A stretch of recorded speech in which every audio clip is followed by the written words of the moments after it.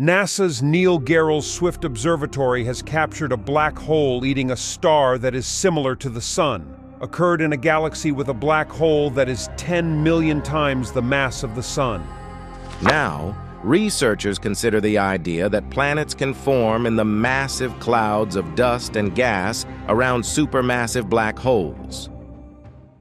आज से तकरीबन 100 साल पहले एल्बर्ट आइंस्टाइन ने मैथमेटिकली इस चीज़ को प्रूव किया था कि कायनात में अगर बहुत सारा मास किसी जगह इकट्ठा हो जाए लेकिन उसका वॉल्यूम यानी वो मास जितनी जगह ऑक्यूपाई कर रहा है ज़ीरो हो जाए तो उस मास की ग्रेविटेशनल फोर्स इतनी ज़्यादा होगी कि अगर उसके पास से कोई सितारा भी गुजरेगा तो उसको वो हड़प कर लेगा। ये उनकी जनरल थ्योरी ऑफ रिलेटिविटी का सलूशन था। आसान अल्फाज में ये उनकी ऑब्जर्वेशन थी। जिस तरह एक वॉर्टेक्स होता है समुद्री भंवर जिसमें बड़े बड़े बहरी जहाज भी डूब जाते हैं, जो गोल चक्कर खा रहा होता है, कोई भी चीज़ उसके करीब आ जाए तो पहले उसको अपनी तरफ खींचता है, फिर अंदर डुबो देता है और फिर वो चीज़ फना हो जाती है। बिल्कुल इसी तरह ब्लैक होल्स भी एक खलाई वॉर्टेक्स है। उनका मानना था कि खला में इन वॉर्टेक्स की ग्रेविटेशनल फोर्स इतनी स्ट्रांग होगी कि इवन कायनात की सबसे तेज तरीन चीज़ लाइट भी उससे पास थ्रू होने की कोशिश करेगी तो उसको स्केप नहीं कर पाएगी। ब्लैक होल्स आखिर क्या भला है? क्या ये आर पार सुराख हैं कायनात में? क्या ये एक कायनात से दूसरी कायनात में जाने के रास्ते, या फिर एक आसमान से दूसरे आसमान तक सफ़र करने के रास्ते? ये हकीकतन हैं क्या?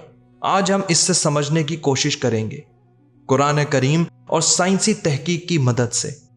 आइंस्टाइन की थ्योरी के दो हिस्से हैं, स्पेशल थ्योरी ऑफ रिलेटिविटी और general theory of relativity. Special theory of relativity को आइंस्टाइन ने साल 1905 में पब्लिश किया था, जो बताती है कि स्पीड टाइम पर असरअंदाज होती है। अगर आप किसी ऐसी स्पेसशिप में सफ़र कर रहे हैं जो स्पीड ऑफ लाइट से उड़ रही है तो आपके लिए टाइम स्लो गुजरेगा बनिस्बत उन लोगों के जो उस स्पेसशिप में नहीं हैं बल्कि ज़मीन पर रह रहे हैं।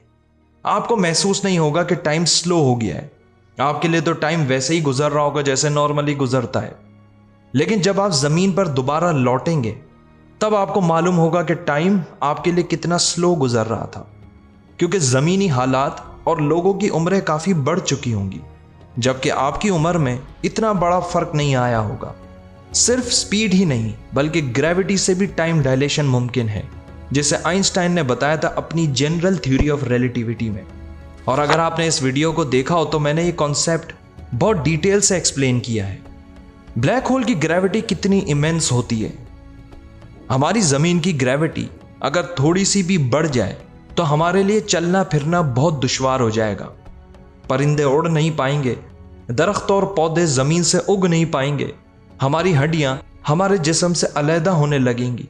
जबकि ब्लैक होल की ग्रेविटी हमारी ज़मीन के मुकाबले में 1.6 ट्रिलियन टाइम्स ज़्यादा है, और यही वजह है कि ये पूरे का पूरा सितारा निगल जाते हैं।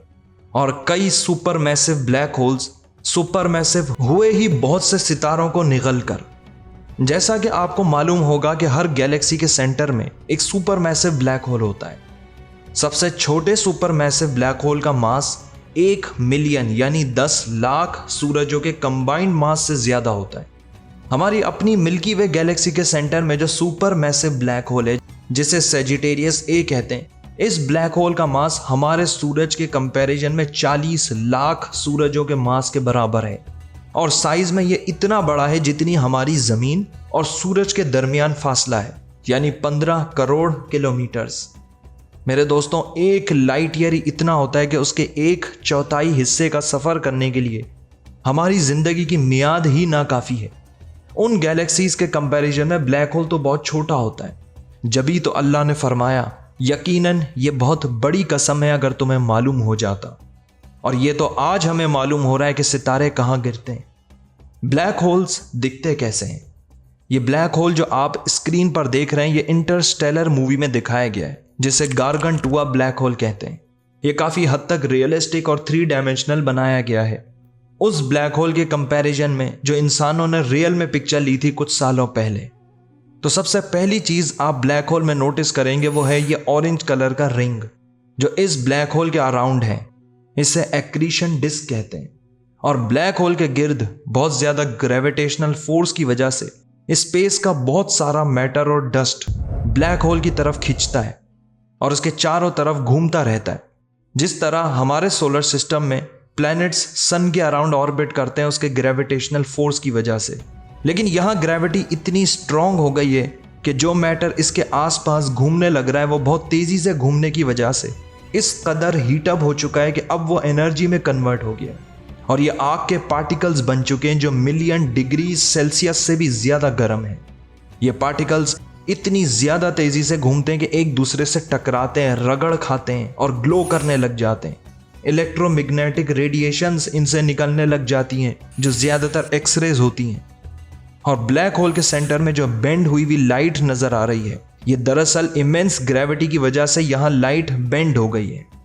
इसके बाद ब्लैक होल के रिंग के नीचे एक लाइट का सर्कल है, इसे फोटोन स्फीयर कहा जाता है। इस जगह पर ग्रेविटी इतनी स्ट्रांग होती है कि जो लाइट स्केप नहीं कर पाती, वो ऑर्बिट करना शुरू हो जाती है ब्लैक होल के अराउंड, बिल्कुल इस तरह जिस तरह एटम्स गोल गोल चक्कर लगाते हैं।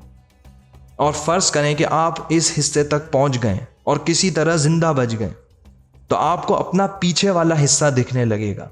और इसके बाद आता है इवेंट होराइजन, जिसके बाद सब कुछ सिर्फ काला काला और अंधेरा है। इसके बाद लाइट भी यहां से बचकर नहीं निकल सकती।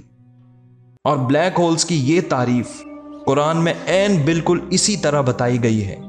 सूरह कहफ की आयत नंबर 86 में आइनुन हमिया का लफ्ज इस्तेमाल हुआ है, जिसे कुछ उलमा आइनुन हामिया भी कहना दुरुस्त समझते हैं। और इन दोनों का कंबाइंड मायने बनता है इंतहाई गर्म आग की तरह जलता हुआ, गहरा और काले कीचड़ जैसा।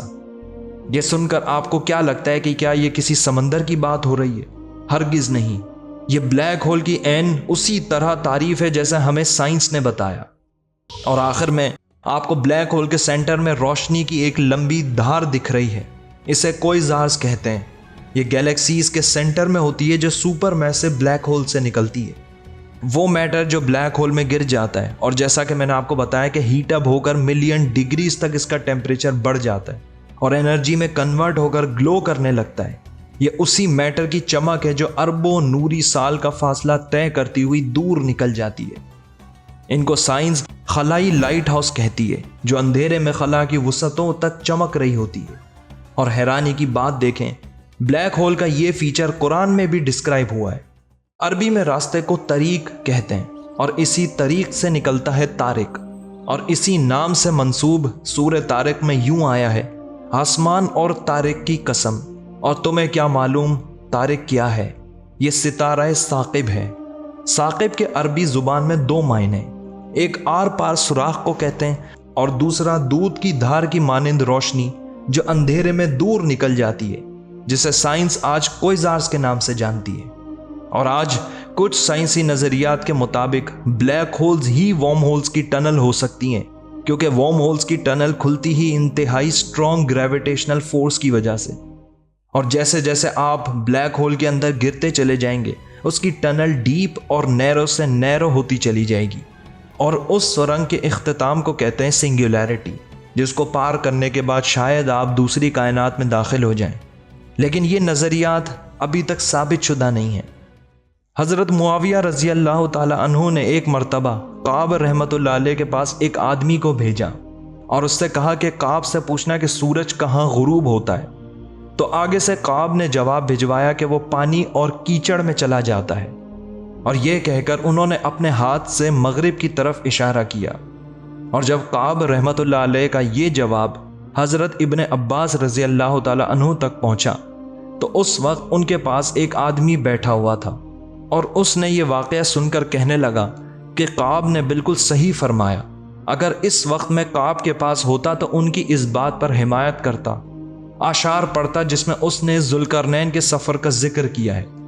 फिर उस आदमी ने वो आशार पढ़े भी, जिनमें 3 अल्फाज बहुत अहम थे, खल्ब, सात और हुरमद, यानी मट्टी, स्याह और कीचड़।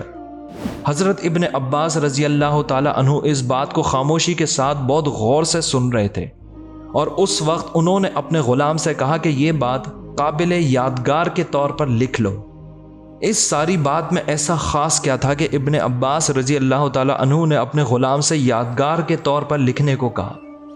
दरअसल वो लोग किसी कीचड़ वाले पानी या समंदर की बात नहीं कर रहे थे, बल्कि वो किसी ऐसी जगह की बात कर रहे थे जो काले कीचड़ की तरह इंतहाई गहरी है, और वो एक ही चीज़ की तरफ वाज़े इशारा था, ब्लैक होल्स। कुरान में हर इल्म मौजूद है, बस उसको देखने वाली आंख होनी चाहिए। जभी तो कहा गया है कि इसमें अक्ल वालों के लिए निशानियां हैं।